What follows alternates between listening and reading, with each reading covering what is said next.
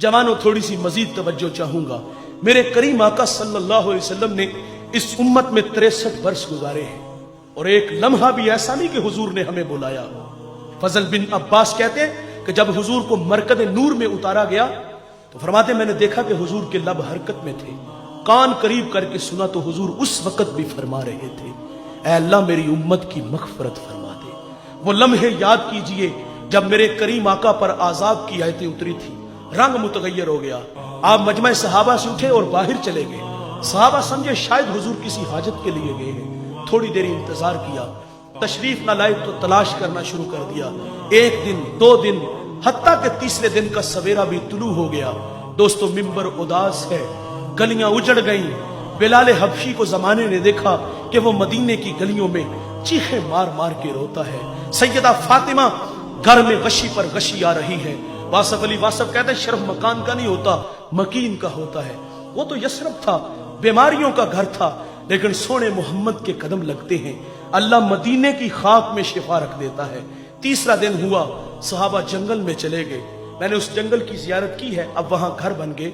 वहां एक चरवाहा मिला, उससे कहते यार तूने इस नाम का कोई शख्स तो नहीं देखा? रूमी वो गुफ्तगू बयान करते, गुफ्त चौपा मरमुरा मालूम नेस्त, मन नमी दानम मोहम्मद नाम केस्त, ई कदर दानम के अंदर तीरा गार, जार मी नालत कसे लैलो नहार। वो कहते इतना मीठा नाम तो पहली दफा सुना है। हाँ, इतना जानता हूं, वो सामने गार देखते हो जिसका नाम जबले सला है। वहां एक जवान है जो सुबह भी रोता है, शाम भी रोता है, और कहता वो मेरी बकरियां देखो हल्का बनाए बैठी है, ना कुछ खाती है ना कुछ पीती है, जब वो रोते हैं तो ये भी रोती है। सहाबा ने पूछा वो रोने वाला क्या कहता है? उसने कहा जब उसके लब हाय मुबारक खुलते हैं तो वो रब्बे हबली उम्मती की सदाएं देते हैं। बेजान जिस्मों में जान आई, सहाबा अंदर दाखिल हुए। आंखें क्या देखती हैं?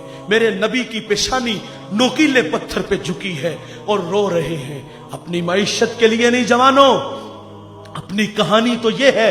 अल्लाह फरमाते हैं महबूब अगर आप कहो तो हम बत्ह मक्का को सोने चांदी का बना दे, लेकिन हुजूर अर्ज करते हैं मालिक मेरी आरज़ू है एक दिन खाना मिले, एक दिन भूखा रहूं, जिस दिन खाना मिले तेरा शुक्र अदा करूं, ना मिले तो सब्र करूं। वो अपने लिए नहीं, आपके लिए, मेरे लिए ये अल्लाह से फरियाद थी, ऐ अल्लाह मेरी उम्मत, ऐ अल्लाह मेरी उम्मत, ऐ अल्लाह मेरी उम्मत, ऐ अल्लाह मेरी उम्मत। रो रो के दुआएं मांग रहे हैं। सहाबा ने मिन्नत समाजी की। अबू बकर आगे बढ़े, कहा हुजूर 3 दिन हो गए आपकी जुदाई में तड़पते हुए, चलिए गुलाम आपके इंतजार में है।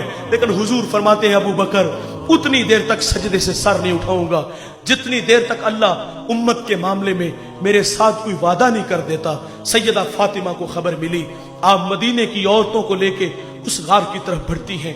सहाबा पीछे हटे, आप अंदर दाखिल हुई, आपने बाबा की पेशानी सजदे में देखी तो सैयदा रोने लगी। कहा अब्बू बेटी आई है, जिगर का टुकड़ा आया है, फअजलसहा फी मजलसिही, जिसके लिए मसनद बिछा देते थे, फातिमा आई है।